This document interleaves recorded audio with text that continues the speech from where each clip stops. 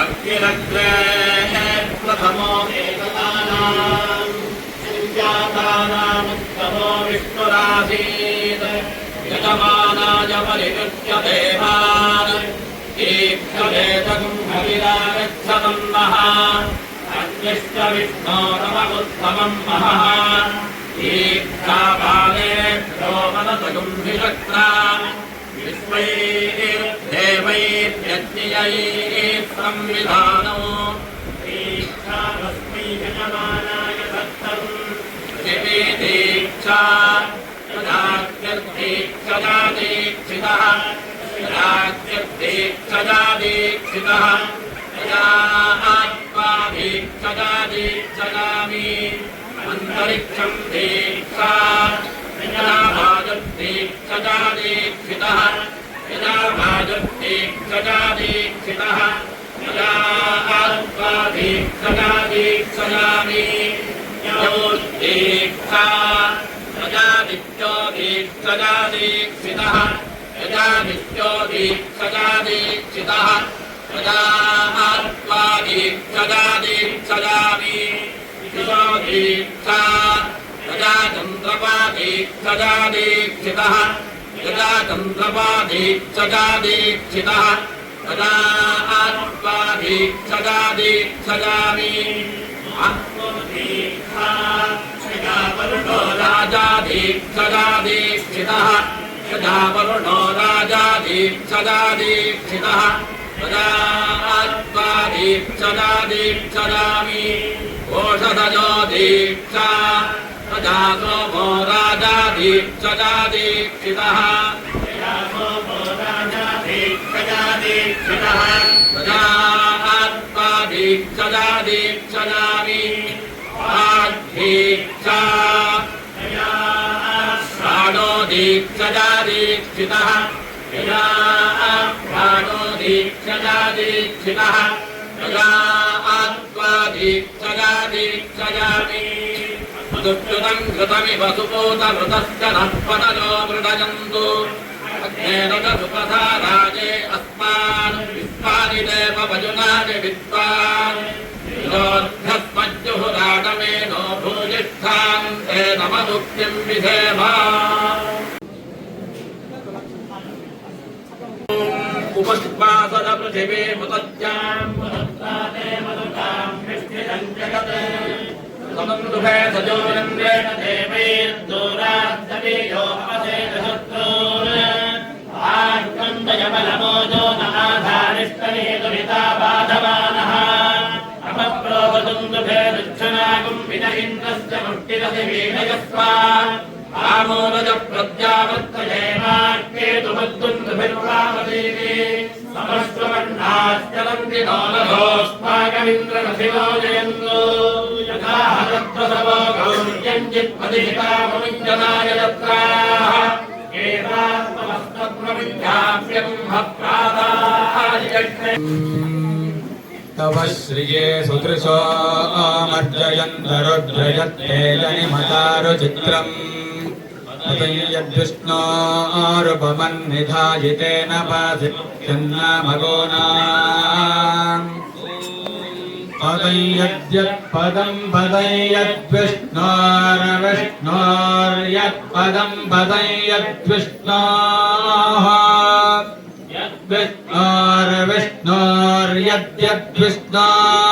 यद्विष्णोर्विष्णोर्यद्यद्विष्णोरुपममुपमं विष्णोर्यद्यद्विष्णोरुपमम् विष्णोरुपममुपमं विष्णोर्विष्णोरुपमन्निधाय निधायुपमं विष्णोर्विष्णोरुपमन्निधि उपमन्निधाय निधायुपममुपमन्निधायितेन तेन निधायुपममुपमन्निधायितेन उपममित्युपमम् निधायितेन तेन निधायितेन पासितेन निधायितेन पासि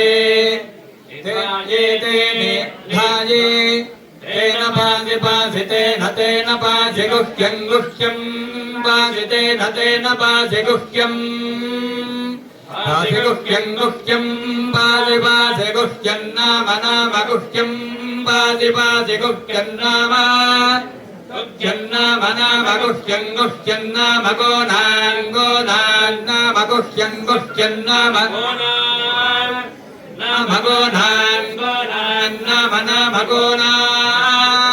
गोनामिति गोनाम् इदं विष्णुर्विचक्रमे त्रेधानि दधे पदम् समूढमस्य वां सुरे त्रीणि पदा विचक्रमे विष्णुर्गोपादाभ्यः धर्माणि धारयन् विष्णोः कर्माणि पुष्यतयतो व्रतानि पस्पशे इन्द्रस्य यज्ञः सखा तद्विष्णोः परमं पदं सदा पश्यन्ति सूरयाः दिवेव चक्षुरादकम् तद्विप्रासो विपन्नवो जागृवां सस्समिन्धते विष्णोर्यत्परमं पदम् स्वादुषगुं सदः पितरः पितरः स्वादुषगुं सदः स्वादुषगुं सदः पितरो वयोधा वयोधाः पितरः स्वादुषगुं सदः स्वादुषगुं सदः पितरो वयोधाः स्वादुषगुं सद इति स्वादो सगुं सदः पितरो वयोधा वयोधाः पितरः पितरो वयोधाः कृच्छेश्चितः कृच्छेश्चितो वयोधाः पितरः पितरो वयोधाः कृच्छेश्चितः वयोधा कृच्छेश्चितः कृच्छेश्चितो वयोधा वयोधा कृच्छेश्चितः शक्तिवन्तः शक्तिवन्तः कृच्छेश्चितो वयोधा वयोधा कृच्छेश्चितः शक्तिवन्तः वयोधा इति वयः धाः कृच्छेश्चितः शक्तिवन्तः शक्तिवन्तः कृच्छेश्चितः कृच्छेश्चितः शक्तिवन्तो गभीरा गभीराः शक्तिवन्तः कृच्छेश्चितः कृच्छेश्चितः शक्तिवन्तो गभीराः कृच्छेश्चित इति कृच्छेश्चितः शक्तिवन्तो गभीरा गभीराः शक्तिवन्तः शक्तिवन्तो गभीराः शक्तिवन्त इति शक्तिवन्तः गभीरा इति गभीराः चित्रसेना इषुबला इषुबलाश्चित्रसेनाश्चित्रसेना इषुबला अमृद्धा अमृद्धा इषुबलाश्चित्रसेनाश्चित्रसेना इषुबला अमृद्धाः चित्रसेना इति चित्रासेनाः इषुबला अमृद्धा अमृद्धा इषुबला इषुबला अमृद्धा सतो वीरा अमृद्धा इषुबला इषुबला अमृद्धा सतो वीराः इषुबला इति इषुबलाः अमृद्धा सतो वीरा अमृद्धा अमृद्धा सतो वीरा उरव उरव अमृद्धा सतो वीरा उरवः सतो वीरा उरव उरव सतो वीरा उरवो प्रातसाः उरवः सतो वीरा उरवो प्रातसाः सतो वीरा इति सतः वीराः उरवो प्रातसाः उरव उरवो प्रातसाः इति प्रातसाः नमस्करोति नमस्कारो हि पितॄणां नमो वः पितरो रसाय नमो वः पितरः शुष्माय नमो वः पितरो जीवाय नमो वः पितरः स्वधायै नमो वः पितरो मन्यवे नमो वः पितरो घोराय पितरो नमो वः य एतस्मिन् लोके स्थ युष्माजस्तेनो येऽस्मिन् लोके मान्तेनो य एतस्मिन् लोके स्थ यूयं तेषां वसिष्ठा भूयास्ता येऽस्मिन् लोके अहं तेषां वसिष्ठो भूयासं शतमानं भवति शतायुः पुरुषः शतेन्द्रिय आयुष्येवेन्द्रिये प्रतिष्ठति. ತುಂಬ ಸಮಯ ಆಯಿತು. ಆದರೂ ಮಂತ್ರಾಕ್ಷತೆಯ ಒಂದು ಸಂದರ್ಭದಲ್ಲಿ ಹಿರಿಯರ ವಿದ್ವಾಂಸರ ನಾಲ್ಕು ಆಶೀರ್ವಾದ ನಮಗೆ ಬೇಕು ಎಂಬಂತಹ ಒಂದು ಮನೋಭಾವನೆಯಿಂದ ಹಿರಿಯರಲ್ಲಿ 4 ಮಾತುಗಳನ್ನು ಆಡಬೇಕು ಎಂಬುದಾಗಿ ಕೇಳಿಕೊಡ್ತೇನೆ. ನಮ್ಮ ತಾಯಿ ಶಾರದಮ್ಮ ಸಾದಂಗಾಯ ತೆಂಕಬೈಲು ಕುಟುಂಬದ ವೆಂಕಟರಮಣ ಭಟ್ರು ಸಾವಿತ್ರಿ ಅಮ್ಮನವರ ಮಗಳಾಗಿ ತನ್ನ 12ನೇ ವರ್ಷ ಪ್ರಾಯದಲ್ಲಿ ನಮ್ಮ ಮನೆಗೆ ಬಂದವರು. ಬಾಲ್ಯದಲ್ಲಿ ನಮ್ಮ ಮನೆಯಲ್ಲಿ ಎಲ್ಲ ಕಡೆಯಲ್ಲಿ ಬಡತನ ಇತ್ತು, ನಮ್ಮ ಮನೆಯಲ್ಲಿ ಬಡತನ ಎಂಬತಕ್ಕಂಥದ್ದು ಆ ಕಾಲದಲ್ಲಿತ್ತು. ವಜ್ರೋದಪಿ ಕಠೋರಾಣಿ ಮುಧೂಲಿ ಕುಸುಮಾನ್ಯಪಿ ಅಂತ ನಮ್ಮ ತಾಯಿ ಸ್ವಲ್ಪ ಬಹಳ ಕಠೋರವಾಗಿ ಮಾತಾಡುವುದು. ಏನಾಗಲಿಕ್ಕೆ ಹಾಗೆ ಆಗಬೇಕು ಅವರಿಗೆ. ಶುದ್ಧಾಶುದ್ಧ ವಿಚಾರ ಇರಲಿ, ಯಾವುದೇ ಕೆಲಸ ಇರಲಿ, ಅದು ಇದೇ ರೀತಿಯಾಗಿ ನೋಡಬೇಕು ಅಂತ ಅದೇ ರೀತಿ ಮಾಡಬೇಕು. ಮನಸ್ಸು ಅಷ್ಟು ಮೃದು. ಯಾರು ಊಟ ಇಲ್ಲ ಅಂತ ಹೇಳಿದ್ರೆ ತಾವು ಬಡಿಸುವ ಅನ್ನದಿಂದ ಸ್ವಲ್ಪ ತೆಗೆದಿಟ್ಟು ಊಟ ಮಾಡ್ಬೋದು. ಬೆಳಗ್ಗೆ ಬಂದರೆ ಯಾರು ಕಾಫಿ ತಿಂಡಿ ಮಾಡದೆ ಹೋಗ್ಲಿಕ್ಕೆ ಬಿಡ್ಲಿಕ್ಕಿಲ್ಲ. ತಾನು 2 ದೋಸೆ ತಿಂದು ಉಳಿದವರಿಗೆ 2 ದೋಸೆ ಬಿಟ್ಟು ತಾನು ದೋಸೆ ತಿನ್ನುವರು. ಹಾಗೆ ತಮ್ಮ 93 ವರ್ಷದ ಪ್ರಾಯ. ಆಸ್ಪತ್ರೆಗೆ ಹೋದ್ದು ಅಂತ ಇಲ್ಲ, ಎಲ್ಲರೂ 2 ದಿವಸ ಆಸ್ಪತ್ರೆಗೆ ಹೋಗಿ ಸೇರಿರ್ಬೋದು ಅಷ್ಟೇ. ಮಾತ್ರೆಗಳನ್ನು ಸ್ವೀಕರಿಸಿದ್ದು ಬಹಳ ಕಡಿಮೆ. ಮೇಜಿನ ಮೇಲೆ ಊಟ ಮಾಡಿದ್ದೇ ಇಲ್ಲ. ಮೊನ್ನೆ 2 ದಿವಸ ಕೊನೆಯ ದಿವಸ ಮಾತ್ರ ಸ್ವಲ್ಪ ಎತ್ತರದಲ್ಲಿ ಕೂತು ಸ್ವಲ್ಪ ಅವರ ಊಟ ಮಾಡಿ. ಹಾಗೆ ಆ ಊಟ ಮತ್ತೆ ಯಾರಲ್ಲೂ ವಿಶೇಷ ಮಮಕಾರ ಇಲ್ಲ. ತನ್ನ ಮಗ, ತನ್ನ ಮಗಳು, ಸೊಸೆಯರು ಅಲ್ಲಿ ದೊಡ್ಡ ಮಮಕಾರ ಇಲ್ಲ ಅಂತಲ್ಲ, ಎದುರಿಗೆ ತೋರಿಸ್ತಿರ್ಲಿಲ್ಲ. ಎಲ್ಲ ಮೇಲೆ ಪ್ರೀತಿ ಇತ್ತು. ಅವಳು ಹೆಚ್ಚು ಇವಳು ಹೆಚ್ಚು ಎಂಬತಕ್ಕಂಥ ಯಾರ ಮೇಲೂ ಕೂಡ ಆ ಒಂದು ವಿಶೇಷವಾದಂತಹ ಮಮಕಾರವನ್ನು ತೋರಿಸುವವರಲ್ಲ. ಎಲ್ಲರನ್ನೂ ಒಂದೇ ರೀತಿಯಾಗಿ ಕಾಣುವರು. ಹಾಗೆ ಅನಾಯಾಸೇನ ಮಾಡುವಂತ ಮಲಗಿ ಏನು ಆಗಲಿ ಕೇವಲ 2 ದಿವಸ ಮಾತ್ರ ಸ್ವಲ್ಪ ಕೊನೆಯ ಗಳಿಗೆಯವರೆಗೂ ಕೂಡ ಎಲ್ಲರನ್ನು ಗೊತ್ತಾಗ್ತಿತ್ತು. ಆ ರೀತಿಯಾಗಿ ತಮ್ಮ ಶರೀರವನ್ನು ಬಿಟ್ಟು ಹೋಗಿದ್ದಾರೆ. ಯಾವ ರೀತಿಯಾಗಿ ತಂದೆಯವರು ಕೂಡ ನಾನು ಸೋಮವಾರ ನಾನು ಹೊರಟು ಹೋಗ್ತೇನೆ ಅಂತ ಹೇಳಿದ್ದಾರೆ. ಅದೇ ಪ್ರಕಾರ ಅವರು ಬುಧವಾರ ಹೊರಟೋಗಿ. ಹಾಗೆ 2 ಜನರು ಒಳ್ಳೆಯ ಮರಣವನ್ನಾಗಂತಹ ಒಂದು ಯೋಗವನ್ನು ಜೀವನದಲ್ಲಿ ಒಳ್ಳೆಯದನ್ನು ಕೊಟ್ಟಿದ್ದಾರೆ ದೇವರು. ಮರಣವಾಗುವನ್ನು ಒಳ್ಳೆಯದನ್ನು ಕೊಟ್ಟಿದ್ದಾರೆ. ನಮ್ಮ ಎಲ್ಲ ಮಕ್ಕಳಿಗೂ ಕೂಡ ಎಲ್ಲಾ ರೀತಿಯಲ್ಲಿ ಸಂಪತ್ತಿನಲ್ಲಾಗಲಿ ಸಾಂಸಾರಿಕ ಜೀವನದಲ್ಲಾಗಲಿ ಕೂಡ ಎಲ್ಲರಿಗೂ ಕೂಡ ಭಗವಂತನ ಹಿರಿಯವರು ಒಳ್ಳೆಯದನ್ನು ಮಾಡಿದ್ದಾರೆ. ನಾವು ಇನ್ನೇಳುವುದಂದ್ರೆ ನಾವು ಆ ಧರ್ಮ ಕರ್ಮಗಳನ್ನು ಮಾಡತಕ್ಕಂತಹ ಶಕ್ತಿ, ಆ ಮನಸ್ಸು ನಮ್ಮ ಕುಟುಂಬದವರಿಗೆ ಆ ಭಗವಂತ ಸದಾ ಅನುಗ್ರಹಿಸಬೇಕು. ನಮ್ಮ ಮನಸ್ಸು ಇಡೀ ಕುಟುಂಬದವರಿಗೆ ಮನಃಶಾಂತಿಯನ್ನು, ಆ ಒಂದು ಧಾರ್ಮಿಕ ಒಂದು ಪ್ರವೃತ್ತಿಯನ್ನು ಉಳಿಸಿಕೊಡುವಂತೆ ನಾವೆಲ್ಲರೂ ಆಶೀರ್ವಾದಿಸಬೇಕು ಅಂತ ಕೇಳಿಕೊಡ್ತೇವೆ. ವಿಶೇಷವಾಗಿ ನಾರಾಯಣ ಮೂರ್ತಿಗಳು ಒಳ್ಳೆ ಬಹುಶ್ರುತ ವಿದ್ವಾಂಸರವರು. ಅವರು ವಿಶೇಷವಾಗಿ ಭಾಗವತ ಪಾರಾಯಣವನ್ನು ಮಾಡಿಕೊಂಡು ಬರುವವರು. ಅವರು ನಮ್ಮ ಉದ್ದೇಶಿಸಿ 4 ಆಶೀರ್ವಾದವನ್ನು ಮಾಡಬೇಕು. ಮತ್ತೆ ನಮ್ಮ ಕುಲಪುರೋಹಿತರು ಅದಂತಹ ಅದೇ ವಿಶ್ವದವರ ನಾರಾಯಣ ಭಟ್ರು ಅಂತ ಅರಸರಿಕೆ ನಾರಾಯಣ ಭಟ್ರು, ಪಾಲೇಕಲ್ ನಾರಾಯಣ ಭಟ್ರು ಅವರ ಮಗ. ಅವರು ನಿಮಗೆಲ್ಲರಿಗೂ ಗೊತ್ತುಂಟು. ವಿಶ್ವದ ವಿದ್ವಾಂಸರು, ಪಾಲೇಕಲ್ಲು ವಿಷ್ಣು ಭಟ್ರು, ನಿವೃತ್ತ ಪ್ರಾಧ್ಯಾಪಕರು, ಕನ್ನಡದಲ್ಲಿ ಅದ್ಭುತವಾದಂತಹ ಕೆಲಸಗಳನ್ನು ಮಾಡಿದವರು, ಮಾಡಿಕೊಂಡಿರುವವರು, ಸದಾ ಆ ಒಂದು ಸಾಹಿತ್ಯ ಸೇವೆಯನ್ನು ಮಾಡ್ಕೊಂತ ಇರತಕ್ಕಂಥವ್ರು. ಅವರು ಕೂಡ 4 ಆಶೀರ್ವಾದ ಮಾತುಗಳನ್ನು ಹೇಳಬೇಕಾಗಿ ಕೇಳಿಕೊಡ್ತೇನೆ. ಶ್ರೀ ಗುರುಭ್ಯೋ ನಮಃ.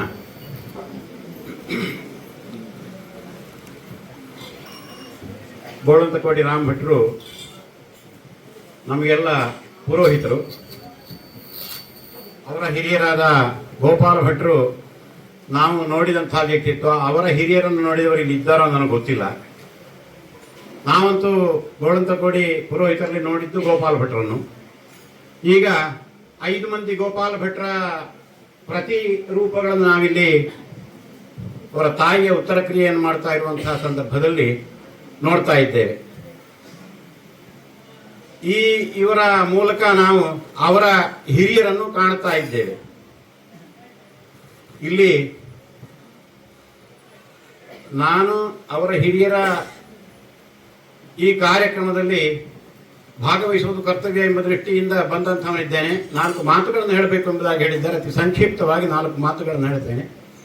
ಅದರಲ್ಲಿ ಮುಖ್ಯವಾಗಿ ಈ ಗೋಳಂತಕೋಡಿ ಕುಟುಂಬದ ಬಗೆಗೆ ಹಿನ್ನೆಲೆಯ 4 ಮಾತುಗಳನ್ನು ಹೇಳಬೇಕಾಗಿದೆ. ಧಾರ್ಮಿಕ ವಿಷಯಗಳ ಬಗೆಗೆ ಅವರು ಮುಂದೆ ಹೇಳುವವರಿದ್ದಾರೆ, ಸಮರ್ಥರಿದ್ದಾರೆ. ನಾನು ಆ ದೃಷ್ಟಿಯಿಂದ ಪ್ರಾಜ್ಞನಲ್ಲ. ನಾನು ಪಾದೇಕಲ್ಲು ವಿಷ್ಣು ಭಟ್ಟ. ನಮಗೆ ಗೋಳಂತಕೋಡಿಯವರು ಪುರೋಹಿತರು, ಅವರಿಗೆ ಪಾದೇಕಲ್ಲಿನವರು ಪುರೋಹಿತರು. ನಮ್ಮ ತಂದೆಯವರು ಇಲ್ಲಿ ಬಂದು ಅನೇಕ ಕಾರ್ಯಕ್ರಮಗಳನ್ನು ನಡೆಸಿಕೊಟ್ಟಂತಹದ್ದು ಉಂಟು. ಮಧ್ಯ ವಯಸ್ಸಿನಲ್ಲಿ ಅವರು ಪೌರೋಹಿತ್ಯವನ್ನು ಅನಾರೋಗ್ಯದ ಕಾರಣದಿಂದಾಗಿ ಬಿಟ್ಟದ್ರಿಂದ ಮತ್ತೆ ನಮ್ಮ ದೊಡ್ಡಣ್ಣನವರು ಅಂದರೆ ನಮ್ಮ ದೊಡ್ಡಪ್ಪನ ಮಗ ಪಾದೇಕಲ್ಲು ವಿಷ್ಣು ಭಟ್ರು, ಹಿರಿಯ ವಿಷ್ಣು ಭಟ್ರು. ನಾವು 4 ಮಂದಿ ವಿಷ್ಣು ಭಟ್ರು, ಅದರಲ್ಲಿ 1ನೇ ವಿಷ್ಣು ಭಟ್ರು, ಅವರ ಮಗ ನಾರಾಯಣ ಭಟ್ರು ಈಗ ಪುರೋಹಿತರಾಗಿದ್ದಾರೆ. ಅವರು ಇಲ್ಲಿ ಕಾರ್ಯಕ್ರಮಗಳನ್ನು ನಿರ್ವಹಿಸ್ತಾ ಇದ್ರು ಪುರೋಹಿತರಾಗಿ. ಈಗ ನಾನು ಮಾತನಾಡುವಂತಹ ನನಗೆ ಇದರಲ್ಲಿ ಅರ್ಹತೆ ಏನು ಅಂತ ಕೇಳಿದರೆ ನಾನು ಅದೇ ಅವರ ಪುರೋಹಿತರ ಮನೆಯವನು ಅಂತ. ನಾನು ಈ ವೈದಿಕ ವಿದ್ಯಾಭ್ಯಾಸವನ್ನು ಮಾಡಿದಂಥವನಲ್ಲ. ಅವರ ಪುರೋಹಿತರ ಮನೆಯವನು ಎಂಬಂತಹದ್ದು ಒಂದು ಅರ್ಹತೆ.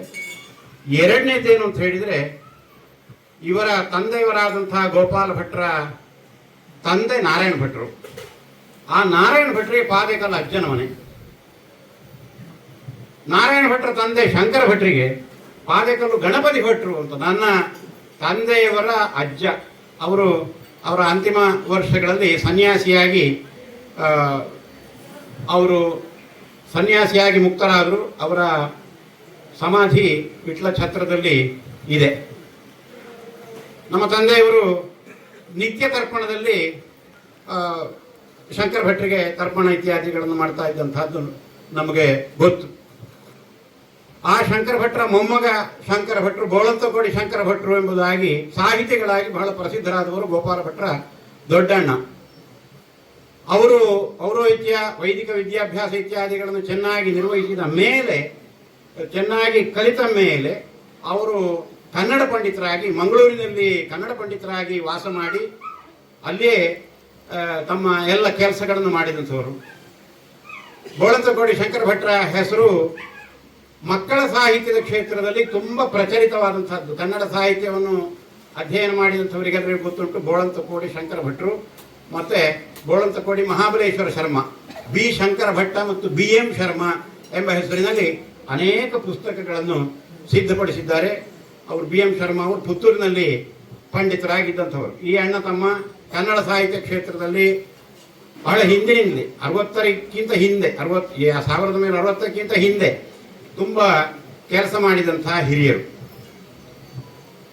ಅದಲ್ಲದೆ ಈ ಕುಟುಂಬದ ಇನ್ನೊಬ್ಬರು ಹಿರಿಯರು, ಈಗ ನಮ್ಮ ಹಿರಿಯರು ಅಂತಿಮ ಕಾಲದಲ್ಲಿ ಸನ್ಯಾಸಿಗಳಾಗಿ ಮುಕ್ತರಾದರು ಅಂತ ಹೇಳಿದ ಹಾಗೆ ಈ ಕುಟುಂಬದಲ್ಲಿಯೂ ಒಬ್ಬರು ಹಿರಿಯರು ಅವರು ಸನ್ಯಾಸವನ್ನು ತೆಗೆದುಕೊಂಡು ಮುಕ್ತರಾಗಿ ಅವರ ಸಮಾಧಿ ಇಲ್ಲಿಯೇ ಇದೆ. ಇದು ಹಲವರಿಗೆ ಗೊತ್ತಿರಲಿಕ್ಕಿಲ್ಲ, ಆದ್ದರಿಂದ ಈ ಮಾತನ್ನು ಹೇಳಿದ್ದೇನೆ. ಕೆಲವರಿಗೆ ಗೊತ್ತಿರಬಹುದು, ಸಮೀಪದವರಿಗೆ ಗೊತ್ತಿರಬಹುದು.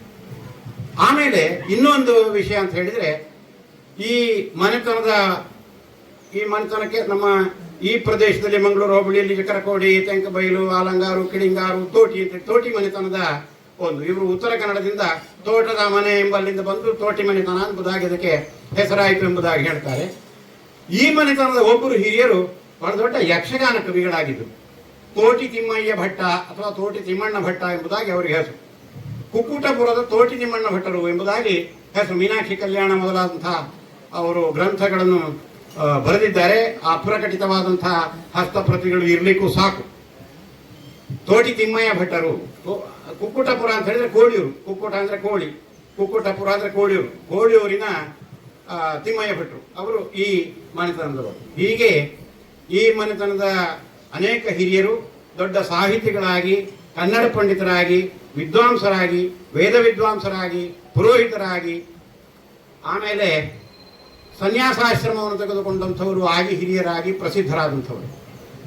ಆ ವಂಶದಲ್ಲಿ ಹಿರಿಯರಾದಂತಹ ಗೋಪಾಲ ಭಟ್ರು, ಅವರ ಪತ್ನಿಯಾದಂತಹ ಶಾರದಮ್ಮ.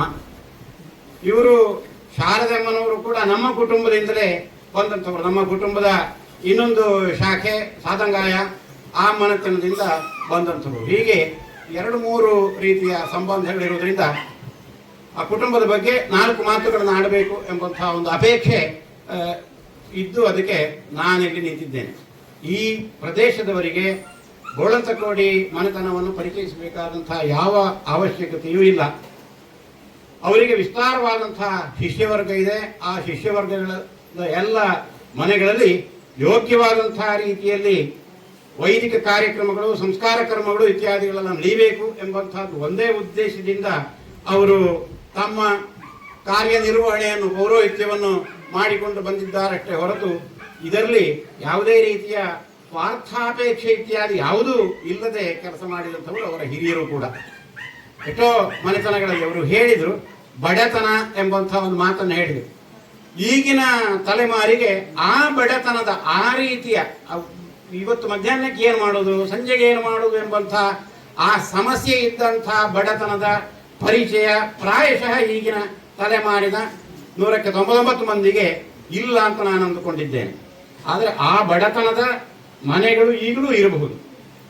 ಗೋಪಾಲ ಭಟ್ರ ಕಾಲದಲ್ಲಿ ಆ ಥರದ ಹಲವು ಮನೆಗಳು ಇದ್ದು ಅಲ್ಲಿ ಯಾವುದಾದ್ರೂ ಒಂದು ಕರ್ಮ ನಿಯತವಾದ್ದು ಆಗಲೇಬೇಕಾದಂತಹದ್ದಿದ್ರೆ ಅಲ್ಲಿ ಅದನ್ನು ನಿರ್ವಹಿಸಲೇಬೇಕಾದಂತಹ ಯಾವ ವಸ್ತು ಸೌಕರ್ಯ ಇತ್ಯಾದಿಗಳಿಲ್ಲದಾಗ ನಿನಗೆ ಏನು ಬೇಕೋ ಇಲ್ಲಿ ಏನುಂಟು ಅದನ್ನೇ ತೆಗೆದುಕೊಂಡು ಹೋಗು ಎಂಬುದಾಗಿ.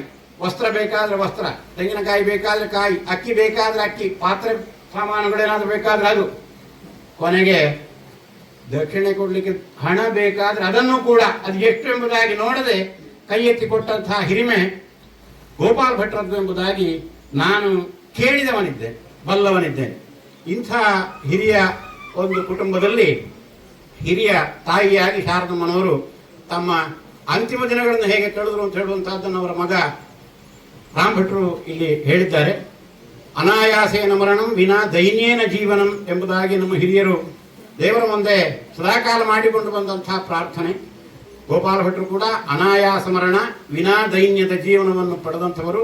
ಅವರ ಪತ್ನಿಯಾದಂತಹ ಶಾರದಮ್ಮ ಕೂಡ ಯಾವುದೇ ಅಂತಿಮ ಕಾಲದ ತೊಂದರೆಗಳಿಲ್ಲದೆ, ನರಳಾಟಗಳಿಲ್ಲದೆ, ನಮಗೆ ಗೊತ್ತಿಲ್ಲ ಅವರದ್ದು ಹೇಗಾಗಿತ್ತು ಎಂಬಂತಹದ್ದು, ಅವರ ಶರೀರದ ಸ್ಥಿತಿ ನಮಗೆ ಗೊತ್ತಿಲ್ಲವಾದರೂ ಕೂಡ ನಾವು ನೋಡುವಾಗ ಅವರು ಯಾವ ಕಷ್ಟವನ್ನು ಕೂಡ ತೋರ್ಪಡಿಸಿಕೊಳ್ಳದೆ ಸಮಾಧಾನದಿಂದ ತಮ್ಮ ಜೀವನವನ್ನು ಕಳೆದಿದ್ದಾರೆ ಇಲ್ಲಿ, ಮತ್ತು ಕೊನೆಯ ದಿನಗಳನ್ನು ಕೂಡ ಕಂಡಿದ್ದಾರೆ ಎಂಬುದನ್ನು ನಾವು ತಿಳಿಯುತ್ತೇವೆ. ಸ್ವತಃ ಅವರ ಮಕ್ಕಳು ಮೊಮ್ಮಕ್ಕಳು ಎಲ್ಲರೂ ಇದ್ದು ತುಂಬು ಸಂಸಾರವನ್ನು ನೋಡಿದಂಥವರಿದ್ದಾರೆ.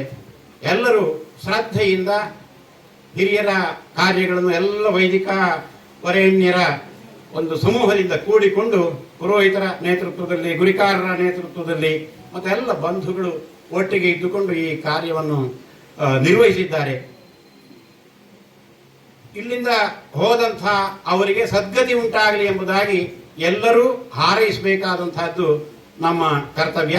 ಹಾಗೆ ಇಲ್ಲಿಂದ ಮುಂದೆ ಹೋದಂತಹ ಅವರು ಯೋಗ್ಯ ಸಂದರ್ಭಗಳಲ್ಲಿ ಯಾವ ಯಾವ ಸ್ಥಿತಿಯನ್ನು ಹೊಂದಬೇಕೋ ಅದೆಲ್ಲವನ್ನು ಹೊಂದಿ ಕೊನೆಗೆ ವಿಷ್ಣು ಸಾಯುಜ್ಯವನ್ನು ಹೊಂದಿ ಪಿತೃಲೋಕದಲ್ಲಿದ್ದು ಅವರು ಪಿತೃಗಳಾಗಿ ನಮ್ಮೆಲ್ಲರನ್ನು ಹರಸಬೇಕು, ಮಕ್ಕಳನ್ನು ಚೆನ್ನಾಗಿ ಹರಸಬೇಕು, ಅವರ ವಂಶವನ್ನು ಹರಸಬೇಕು, ಅವರ ಶಿಷ್ಯವರ್ಗದವರನ್ನು ಹರಸಬೇಕು, ಮತ್ತು ಎಲ್ರಿಗೂ ಅವರು ಆಶೀರ್ವಾದವನ್ನು ಅಲ್ಲಿಂದಲೇ ಅನುಗ್ರಹವನ್ನು ಮಾಡಬೇಕು ಎಂಬುದಾಗಿ ಹೇಳ್ತಾ ಈ ಸಂದರ್ಭದಲ್ಲಿ ಈ ಒಂದು ಕುಟುಂಬದ ಹಿರಿಮೆಯ ಪರಿಚಯವನ್ನು 4 ಬಡ ಮಾತುಗಳಲ್ಲಿ ಹೇಳುವಂತಹ ಒಂದು ಅವಕಾಶವನ್ನು ಬಳಸಿಕೊಂಡಿದ್ದೇನೆ. ಎಲ್ಲರಿಗೂ ನಮಸ್ಕಾರ. ದೇವಕಾರ್ಯಾದಪಿ ಮುನೆ ಪಿತೃಕಾರ್ಯಂ ವಿಶಿಷ್ಯತೆ. ದೇವಕಾರ್ಯಗಳಿಗಿಂತಲೂ ಶ್ರೇಷ್ಠವಾದದ್ದು ಪಿತೃಕಾರ್ಯ ಅಂತ ಹೇಳಿ. ಬ್ರಾಹ್ಮಣಸ್ಯ ಹಿ ದೇಹೋಯಂ ಕ್ಷುದ್ರಕಾಮಾಯ ನೇಷ್ಯತೆ ಕೃಚ್ಛ್ರಾಯ ತಪಸೆ ಚೇಹ ಪ್ರೇತ್ಯ ಅನಂತ ಸುಖಾಯ ಚ. ಭಾಗವತದಲ್ಲಿ ಭಗವಂತನೇ ಹೇಳುವಂತಹ ಮಾತು. ಈ ಬ್ರಾಹ್ಮಣನ ದೇಹ ಇದು ಕೇವಲ ಐಹಿಕ ಸುಖ ಭೋಗಗಳನ್ನು ಅನುಭವಿಸಲಿಕ್ಕೆ ಮಾತ್ರ ಇರುವಂಥದ್ದಲ್ಲ. ಸುಖ ಭೋಗಗಳನ್ನು ಅನುಭವಿಸಬೇಕು, ಅದು ಮಾತ್ರ, ಅದಕ್ಕೆ ಮಾತ್ರ ಇರುವುದಲ್ಲ. ಮತ್ತೇನೋ ಕೃಚ್ಛ್ರಾಯ, ಬೇಕಾದಷ್ಟು ಕಷ್ಟಪಡಬೇಕು, ತಪಸ್ಸೆ, ಚೆನ್ನಾಗಿ ತಪಸ್ಸು ಮಾಡಬೇಕು. ಈಗ ಇಲ್ಲಿ ಬೇಕಾದಷ್ಟು ಕಷ್ಟ ಕಾರ್ಪಣ್ಯಗಳನ್ನೆಲ್ಲ ಅನುಭವಿಸಬೇಕಾಗಿ ಬಂದರೆ ಸಂಘರ್ಷಗಳನ್ನೆಲ್ಲ ಎದುರಿಸುತ್ತಾ ಜೀವನದಲ್ಲಿ ಪ್ರೇತ್ಯ ಅನಂತ ಸುಖಾಯ ಚ. ಇಲ್ಲಿಂದ ಪ್ರೇತ್ಯ, ಇಲ್ಲಿಂದ ಇಲ್ಲಿಂದ ಹೊರಟು ಹೋದ ನಂತರ ಅನಂತವಾದ ಸುಖವನ್ನು ಪಡೀಲಿಕ್ಕೋಸ್ಕರವೇ ನಮಗೆ ಭಗವಂತ ಅನುಗ್ರಹಿಸಿದ್ದು ಈ ಮನುಷ್ಯ ಶರೀರ ಅಂತ. ಅದಕ್ಕೋಸ್ಕರ ನಾವು ಪ್ರಯತ್ನ ಪಡುತ್ತಿದ್ದೇವೋ ಅಂತ ಹೇಳುವಂಥದ್ದು ನಾವು ವಿಚಾರ ಮಾಡಬೇಕು ಅಂತ. ವಿಶೇಷವಾಗಿ ಬ್ರಾಹ್ಮಣಸ್ಯ ಹಿ ದೇಹೋಯಂ ಅಂತ ಹೇಳಿದ್ದಾರೆ ಭಾಗವತದಲ್ಲಿ.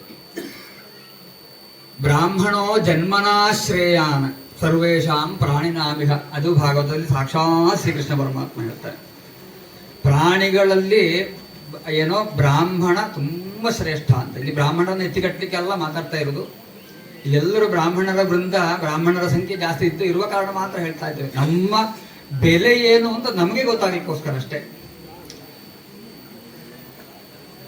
ದುರ್ಲಭಂ ಮಾನುಷೋ ದೇಹೋ ದೇಹಿನಾಂ ಕ್ಷಣಭಂಗುರಃ ತತ್ರಾಪಿ ಬ್ರಾಹ್ಮಣತ್ವಂ ವೈ ದುರ್ಲಭಂ ಚೋತ್ತಮೇ ಕುಲೆ. ದುರ್ಲಭಂ ಮಾನುಷೋ ದೇಹ. ಈ ಮನುಷ್ಯ ದೇಹ, ಈ ಮನುಷ್ಯ ಲೋಕದಲ್ಲಿ, ಮರ್ತ್ಯ ಲೋಕದಲ್ಲಿ ಅತ್ಯಂತ ದುರ್ಲಭವಾದದ್ದು.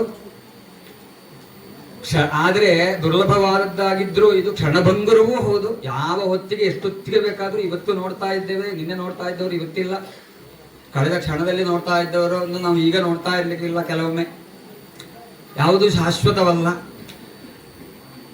ದುರ್ಲಭೋ ಮಾನುಷೋ ದೇಹ ದೇಹಿನಾಂ ಕ್ಷಣಭಂಗುರ. ಕ್ಷಣಭಂಗುರವಾದ ಈ ದೇಹ ಅಧ್ರುವಂ ಅರ್ಥಲಂ, ಎಲ್ಲಾ ವಿಧವಾದ ಅರ್ಥಗಳನ್ನು ನಮಗೆ ಪಡಿಲಿಕ್ಕೆ ಸಾಧ್ಯ ಇರುವಂಥದ್ದು ಈ ಮನುಷ್ಯ ದೇಹದಿಂದ. ಬೇರೆ ಯಾವ ದೇಹದಿಂದಲೂ ಇಷ್ಟೆಲ್ಲ ಅರ್ಥಗಳನ್ನು ನಮಗೆ ಪಡಿಕೊಳ್ಳಿಕ್ಕೆ ಸಾಧ್ಯ ಇಲ್ಲ. ದೇವಿ ಭಾಗವತದಲ್ಲಿ ಹೇಳ್ತಾರೆ, ದುರ್ಲಭ ಏನೋ ತತ್ರಾಪಿ ಬ್ರಾಹ್ಮಣತ್ವಂ ವೈ ದುರ್ಲಭಂಚ ಉತ್ತಮೇ ಕುಲೆ. ಮನುಷ್ಯ ದೇಹ ಸಿಗುವುದೇನೋ ಅದು ದುರ್ಲಭವೇ, ಅದಕ್ಕಿಂತಲೂ ದುರ್ಲಭ ಅದರಲ್ಲಿಯೂ ಬ್ರಾಹ್ಮಣತ್ವ, ಉತ್ತಮ ಕುಲದಲ್ಲಿ, ಬ್ರಾಹ್ಮಣ ಕುಲದಲ್ಲಿ ಹುಟ್ಟಿ ಬರುವಂಥದ್ದು. ಇಂತಹ ಈ ಮನುಷ್ಯ ಶರೀರವನ್ನು, ಬ್ರಾಹ್ಮಣ ಶರೀರವನ್ನು ಪಡ್ಕೊಂಡ ನಂತರ ಈ ಶರೀರದಿಂದ ಏನನ್ನು ಪಡ್ಕೊಳ್ಬೇಕು, ನಮ್ಮ ಲಕ್ಷ್ಯವೇನಾಗಿರ್ಬೇಕು, ಗುರಿ ಏನಾಗಿರ್ಬೇಕು ಅಂತ ಹೇಳಿ ನಾವು ತಿಳ್ಕೊಂಡು ವಿಚಾರ ಮಾಡಿಕೊಂಡು ಆ ಗುರಿಯನ್ನು ಹಿಂಬಾಲಿಸ್ತಾ ಹೋಗ್ಬೇಕು. ಆ ಗುರಿಯ ಕಡೆಗೆ ಲಕ್ಷ್ಯವನ್ನಿಟ್ಟು ನಾವು ಹೋಗ್ಬೇಕು ಅಂತ ಹೇಳಿದು ನಮ್ಮ ಎಲ್ಲ ಗ್ರಂಥಗಳು, ಭಾಗವತಾದಿ ವೇದಾದಿ ಎಲ್ಲ ಗ್ರಂಥಗಳು ಅದನ್ನೇ ನಮಗೆ ಉಪದೇಶ ಮಾಡ್ತಾ ಇವೆ. ಅದರಲ್ಲಿ ವಿಶೇಷವಾಗಿ ಬ್ರಾಹ್ಮಣರು ಅಂತ ಹೇಳಿ ಎಲ್ಲವನ್ನೂ ತಿಳಿದವರು. ಬ್ರಹ್ಮಣೆ ಚರತಿ, ಪರಬ್ರಹ್ಮ ತತ್ವದಲ್ಲಿಯೇ ನಡೀತಾ ಇರಬೇಕಾದವರು ಬ್ರಾಹ್ಮಣರು. ಅದೇ ವೃತ್ತಿಯನ್ನು ಈ ಮನೆಯವರು ಮಾಡ್ತಾ ಇದ್ದಾರೆ ಅಂತ ಹೇಳಿ ಈಗ ನೀವೆಲ್ಲ ಹೇಳಿ ನಮಗೆ ಗೊತ್ತಾಯ್ತು. ಮುಂಚೆ ಕೇಳಿದ್ದೇವೆ ನಾವು. ಖಂಡಿತವಾಗಲೂ ಆ ಭಗವಂತನ ದಯೆ ಈ ಕುಟುಂಬಕ್ಕೆ, ಇಲ್ಲಿರುವ ಎಲ್ಲರಿಗೂ, ನಿಮಗೆಲ್ಲರಿಗೂ ಇದೆ ಅಂತ ಹೇಳುವುದರಲ್ಲಿ ಈಗಾಗಲೇ ನೀವು ಹೇಳಿದ ಹಾಗೆ ಅನಾಯಾಸೇನ ಮರಣಂ ವಿನ ದೈನೇನ ಜೀವನಂ ಅಂತ ಹೇಳಿದ ಹಾಗೆ ಅನಾಯಾಸೇನ ಮರಣ ಅವರಿಗೆ ಲಭ್ಯವಾಗಿದೆ.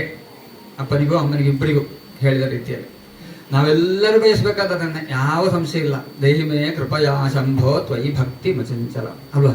ಆ ಚಂಚಲವಾದ ಭಕ್ತಿಯೊಂದಿಗಿನ ಆ ದೀರ್ಘಾಯಸ್ಸು ನಮಗೆಲ್ಲರಿಗೂ ಕರುಣಿಸಲಿ ಅಂತ ಹೇಳಿ ನಮಗೆ ಕೇಳಿಕೊಳ್ಳುವಂಥದ್ದು ನಾವು.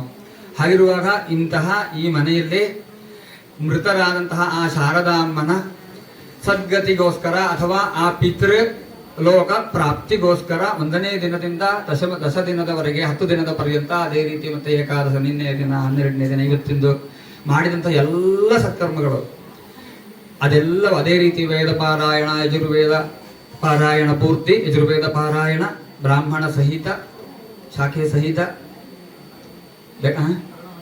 ಅರುಣವಾಗಿದೆ. ಅದೇ ರೀತಿ ಘನಪಾರಾಯಣ, ರುದ್ರದ ಘನಪಾರಾಯಣ ಯಥಾಶಕ್ತಿ ಮಾಡಿದ್ದಾರೆ. ಅದೇ ರೀತಿ ಏನೋ ಭಾಗವತ ದಶಮ ಸ್ಕಂಧ, ಅದು ಅಲ್ಲದೆ ಮತ್ತು ಸ್ವಲ್ಪ ಏನು ಭಾಗವತದಲ್ಲಿ 12 ಸ್ಕಂಧಗಳು, 335 ಅಧ್ಯಾಯಗಳು. ಅದರಲ್ಲಿ 12ನೇ ಸ್ಕಂಧದ 12ನೇ ಅಧ್ಯಾಯ ಸಂಗ್ರಹಾಧ್ಯಾಯಿ ಅಂತ ಹೇಳಲ್ಪಡ್ತದೆ. ಸಂಗ್ರಹಾಧ್ಯಾಯಿ ಅಂದರೆ ಭಾಗವತದಲ್ಲಿರುವ ಎಲ್ಲಾ ಪ್ರಕರಣಗಳು, ಎಲ್ಲಾ ಕಥಾಭಾಗಗಳನ್ನು ಸಂಗ್ರಹಿಸಿ ಸಂಕ್ಷಿಪ್ತವಾಗಿ ಅದರಲ್ಲಿ ತುಂಬಿಟ್ಟಿದ್ದಾರೆ ವೇದವ್ಯಾಸ ಮಹರ್ಷಿಗಳು. ಅದನ್ನು ಕೇಳಿದರೆ ಸಾಕು, ಪೂರ್ತಿ ಭಾಗವತ ಕೇಳಿದ, ಪಾರಾಯಣ ಮಾಡಿಸಿದ, ಭಾಗವತ ಸಪ್ತಾಹ ಆಲಿಸಿದ ಫಲ ಲಭ್ಯವಾಗ್ತದೆ ಅಂತ ಹೇಳಿಟ್ಟಿದ್ದಾರೆ. ಪೂರ್ತಿ ಆ ಅಧ್ಯಾಯವನ್ನು ಮುಗಿಸಿದಲ್ಲಿಗೆ, ಸಮರ್ಪಿಸಿದಲ್ಲಿಗೆ ಈ ಮಾಡಿದಂತಹ ಸತ್ಕರ್ಮಗಳೆಲ್ಲವನ್ನು ಆ ವಸು ರುದ್ರ ಆದಿತ್ಯ ಸ್ವರೂಪರಾಗಿರುವಂತಹ ಆ ಪಿತೃಗಳು ಸ್ವೀಕರಿಸಿಕೊಂಡು, ಮೃತರಾಗಿರುವಂತಹ ಪರೇತರಾಗಿರುವಂತಹ ಶಾರದಾ ಅಮ್ಮನ ಆತ್ಮವನ್ನು ಅವರು ಸ್ವೀಕರಿಸಿಕೊಂಡು, ಪಿತಾಹಮಸ್ಯ ಜಗತಃ ಮಾತಾ ಧಾತಾ ಪಿತಾಮಹ ಅಂತ ನಮಗೆಲ್ಲರಿಗೂ ಪಿತೃದೇವತೆಗಳು, ಅವರು ಪಿತೃದೇವತೆಗಳು ಯಮಲೋಕದಲ್ಲಿ ಸ್ವಲ್ಪ ಜನ ಇದ್ದಾರಂತೆ, ಪಿತೃಲೋಕದಲ್ಲಿ ಸ್ವಲ್ಪ ಜನ ಇದ್ದಾರೆ ಅಂತ ಹೇಳ್ತಾರೆ. ರೂಪ ಇರುವ ಪಿತೃದೇವತೆಗಳಿದ್ದಾರೆ, ರೂಪ ಇಲ್ಲದ ಪಿತೃದೇವತೆಗಳಿದ್ದಾರೆ ಅಂತ ಹೇಳ್ತಾರೆ ಗರುಡ ಪುರಾಣಾದಿಗಳಲ್ಲಿ, ಅದೇ ರೀತಿ ಹರಿವಂಶ ಪುರಾಣಾದಿಗಳಲ್ಲಿ. ಹಾಗೆ ಬ್ರಾಹ್ಮಣರಿಗೆ ಒಬ್ಬರು ಪಿತೃಗಳು, ಅದೇ ರೀತಿ ಕ್ಷತ್ರಿಯರಿಗೆ ಒಬ್ಬರು ಪಿತೃಗಳು, ಮೂಲ ಪಿತೃಗಳು ಅಂತ ಹೇಳಿ ಇರ್ತಾರೆ. ಹಾಗೆಲ್ಲ ಇದೆ, ಬೇರೆ ಬೇರೆ ಇದೆ.